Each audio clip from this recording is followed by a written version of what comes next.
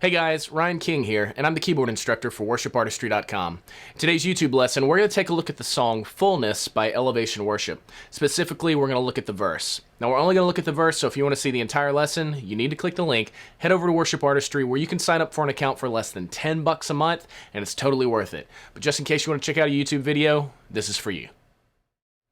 The intro and verses are identical to each other, and they look like this.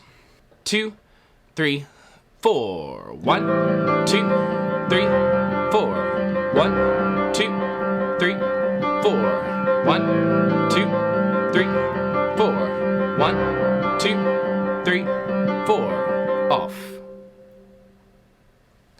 And that's the intro and the verse. Now at first that is going to be a little bit tricky, mainly because we're starting on the lowest note in our right hand, and pretty much immediately we're going up to this D note, which just feels a little bit different. And what you're going to find is that our turnaround is going to be similar to this, but we're moving that note about 2 beats a little further. So instead of kind of doing it on the 1, we're going to be doing it closer to the 3.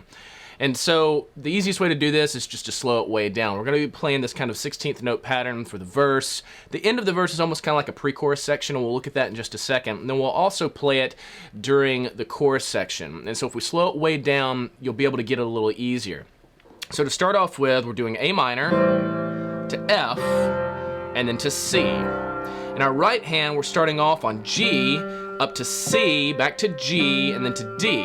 So it's 1 E and a 2 E and a 3 E and a 4 E and a 1 E and a 2 E and a 3 E and a 4 E and a off.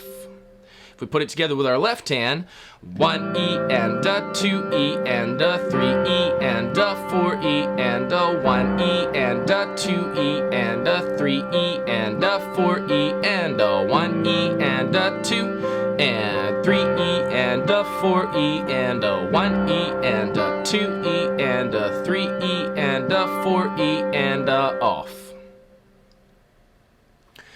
So again, the easiest way to get it is just to slow it way down, practice it hands separately, put both hands together, and then start to pick up the tempo until you can get it up to tempo, which is about 71.5 beats per minute. So again, the intro and the verse are identical. Now when we get into the very end of the verse, which is almost kind of like a pre-chorus section, we're going to change up our pattern just a little bit, and it looks like this.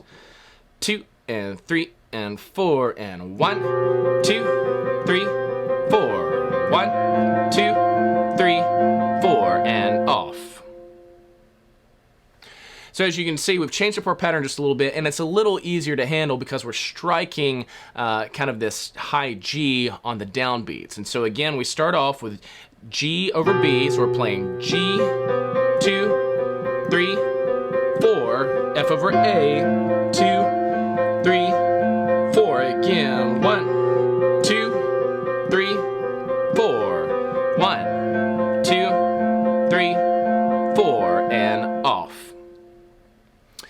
Now immediately after that we go into the chorus, which we'll look at in the next chapter, but a little bit towards the later end of the song we've kind of got an extension of this pre-chorus, and instead of just doing the G sus over B, F over A, we're going to continue walking down to G and then to F. Same chords in your right hand, you're just changing up your left hand, and it looks like this. 3 and 4 and 1, 2, 3, 4. 1, 2, 3 to G. 1, 2, 3, 4. 1, 2, 3, 4. Off. So as you can see, it's the same thing in your right hand. You're just continuing to move on down to the G and the F. Now, if you want to give it a little bit more power, you can do octaves in your left hand and start to dig into it if you want to. So again, that's the intro, verse, and then kind of the end of the verse, which I've considered almost like a pre-chorus section, mainly because we just change up the pattern. So again, intro, verse are identical. Make sure you take a look at your sheet music down below, work through the loop video a few times. Let's move on to the next part of the lesson.